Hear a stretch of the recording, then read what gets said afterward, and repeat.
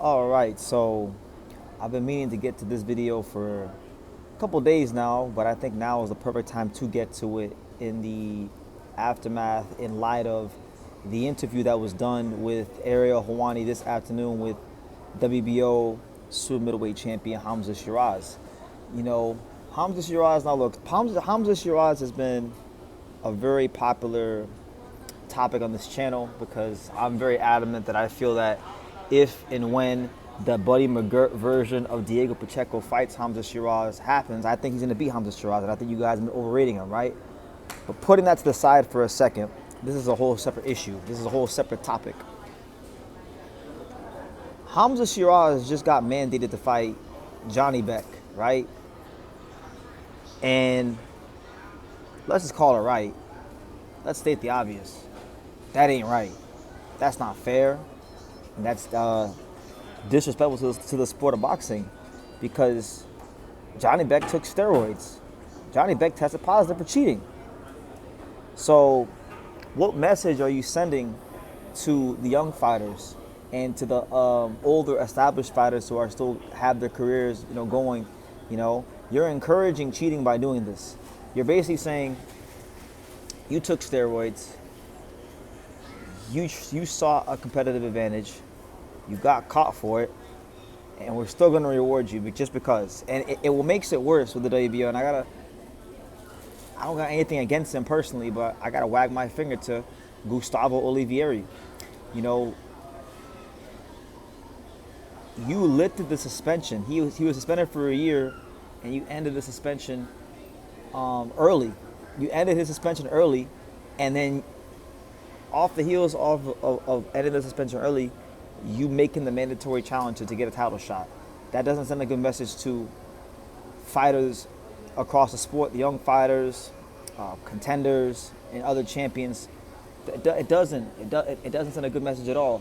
And for the fighters out there that are clean, that are doing the right things, that are not cheating, that are not taking steroids, that are not testing positive for things that should not be in their body, you're discouraging them, because now they got to think to themselves, well, I'm doing the right things and I'm not getting shit going on in my career, but this guy is doing the wrong thing and he gets to fight for a world title. I mean, it's a shit show. It's not acceptable. And to kind of highlight one of the things that Hamzah Sheeraz said in his interview with Ariel Hawani, he stated that with how the WBO is handling his situation, it's lending a lot of credence to Zuffa Boxing not wanting to work with these sanctioning organizations, right? Because the sanctioning organizations are showing, like they have in many cases, not just the WBO, but the WBA, the WBC, and at times the IBF as well. The sanctioning organizations are showing a clear lack of integrity and corruption by allowing Janibek to become the mandatory challenger after taking steroids, just because of him previously being champion, unified champion, superior status, due to his boxing record being undefeated and things like that. Like, this is not about achievements. This is not about accolades. This is about trying to govern and keep the old guard of the sport somewhat respectable at a time where we really need it. This was a couple years ago, or if this was a normal time in the sport of boxing, I probably wouldn't feel as strongly about this, about them having to do things the right way, because boxing is, listen, Larry Merchant said it best, and I'm going to continue to say it a lot. Nobody can save boxing, and nobody can kill it either. Boxing's always been the wild, wild west. It's always been an unregulated gauntlet of lawless and corrupt individuals, and it is up to and it is incumbent upon the fighter to have a good team that looks after his best interests and protects him as much as humanly possible from any and all wrongdoings in the ring and out the ring. That's just how it's always been. And no matter how much Zuffa wants to make it corporate, that'll never change. That's just the nature of the business. But we're at a time now where there's different players at the table. There's Ari Emanuel. There's U.S. law in the process of being changed. There's $1 billion conglomerate across, entertainment and combat sports that have a lot of power behind them, and you're playing with fire, with boxing operating as it always has. You can't do that. You cannot do that. You cannot start giving guys like Janibek who cheat preferential treatment at this time. It's not good to do it at any time because you want to have integrity, but it's even worse to do it now at this time because with each incident like this, you are proving the Nick Khans of the world right. You are proving the Ari Emanuels of the world right, and the Dana Whites and just the Zuffa Boxing as well. That, hey, these sanctioning bodies are not worth our time. These sanctioning bodies are garbage. These sanctioning bodies don't play by the rules. They don't follow their own rules. So,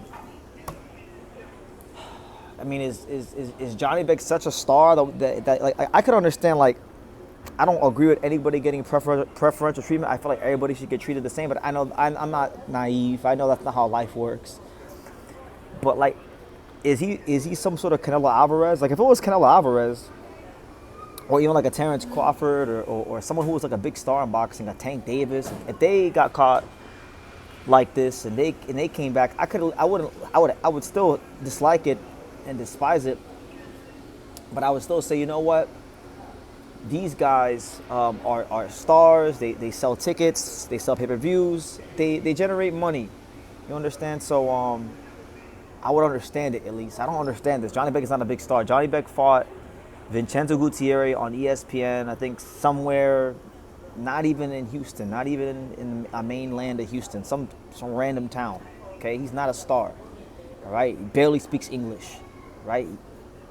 If the WBO thinks that they're gonna let Johnny Beck fight and then he's gonna win and they're gonna market him as this next Triple G, he's not the next Triple G. And I like Johnny Beck. I've talked good about him for a long time. I was making videos about Johnny Beck before most of the boxing world knew who he was. So I like him as a fighter, but this is wrong. It's absolutely wrong. And I'm no Hamzah Sheeraz fanboy. I've routinely said that I think he's one of the most overrated fighters in boxing right now. But this isn't about what I think about his skill set. This isn't about any of that. This is about a dignified champion and a guy that's doing things the right way, getting fair treatment. It's about the fighters being protected, and more importantly than even Hamzah Sheeraz, it's about the message that this sends to fighters across the whole sport of boxing at all levels, from the contenders, right? Because there's a lot of contenders that are doing the things the right way. They're not taking steroids. They're making weight. They're training hard. They're doing the right things.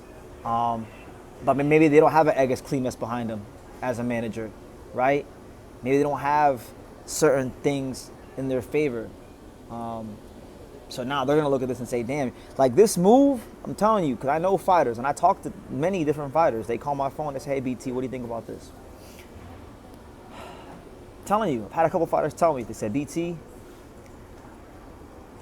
I'm doing all the right things. I'm training hard. Yeah, like I was saying, you got fighters that are doing the right things, living the life of a fighter, and this is going to discourage them. And that's not right. And it's going to show the prospects that, hey, if I want to be able to compete, I got to cheat. And it's going to, and not even just that. Let's take it from even like a more practical standpoint. If Johnny Beck can get off scot-free with testing positive for something and cheating and getting a title shot off of it, then you got to wonder how many guys are there in the sport that are not getting caught, that are getting away with it because, they have access to things that are undetectable by these drug testing organizations, Then honestly, sometimes when these guys get caught, I don't even think it's a matter of, oh, he cheated. Sometimes you gotta do that shit just to be safe, just to even the playing field, even the score. You know what I mean? So anyway, those are my thoughts. Hamzah Sheeraz stated that due to all this happening, he's not ruling out exploring a future with Zuffa Boxing. He feels that now that he's going through this scenario with the WBO, it's lending a lot of credence to Zuffa Boxing's plight to not work with the sanctioned organizations. And equally, while I talk to people in the business and in the fight game and fighters and trainers and things like that don't like Zuffa Boxing, man, I know some trainers and some fighters that love the idea of going to Zulu boxing, and they're champion. And this is one of the reasons why, because the sanctioning body don't play fair. They don't follow their own rules, and when it comes time to do the right thing, a lot of times they drop the ball. And if the fighter has the correct relation, if the fighter's manager has the right relationship with whatever sanctioning body president, they'll go ahead and they'll make things happen for them, and much to the detriment and the integrity of our beloved sport. But again, I don't get angry at these things like I used to, because I'm following the Larry Merchant principles and philosophies for boxing. I've been watching a lot of HBO boxing recently. It's really been like medicine for my soul as a boxing fan, and it's given me a lot of perspective on things. Nobody can kill boxing. Nobody can come to save it. And no matter how corporate they try to make it, boxing has always been a sport overran by lawless, corrupt individuals. And much like in the ring, where the referee tells the fighters to protect themselves at all times, the fighters have to protect themselves at all times by who they have around him to look after the best interests inside the ring and outside the ring. And that's easier said than done. I don't want to make it sound like it's so easy to find good people that will help you in the fight game, because it's not. It's everybody's inherently selfish and out for themselves. So it's very rare to find people that genuinely care about you. But if you can, and you do, they gotta protect your interests and protect you, so your well-being. So those are my thoughts. I don't really have much interest or much to say right now about who I think will win the fight. I think that's really irrelevant. The greater point here is what's happening with Janibek being rewarded for being a cheater.